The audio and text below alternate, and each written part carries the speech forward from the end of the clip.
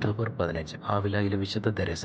1115 സ്പെയിനിൽ ആവിലായിൽ ജനിച്ച ത്രേസ്യ രക്തസാക്ഷിത്വം വരിക്കുന്നതിനായി ആഫ്രിക്കയിലേക്ക് പോയെങ്കിലും അവളുടെ അമ്മാവൻ തിരികെ കൊണ്ടുവന്നു. 12-ാമത്തെ വയസ്സിൽ അവളുടെ അമ്മയുടെ മരണത്തോടെ അഗസ്റ്റിയൻ കന്യാസ്ത്രീകളാണ് അവളെ വളർത്തിയത്. 1553 അവൾ കർമ്മലീത്ത സഭയിൽ അംഗമായി ചേർന്നു. ഏതാണ്ട് 18 വർഷത്തോളം ശാരീരിക വേദനയും ആത്മീയ ബുദ്ധിമുട്ടുകളും അവളെ അലട്ടിക്കൊണ്ടിരുന്നു. പിയൂസ് 4-ാമൻ പാപ്പയുടെ അനുമതിയോടെ കർമ്മല സഭയുടെ നവീകരണം എന്ന ദൗത്യം ഏറ്റെടുത്തു.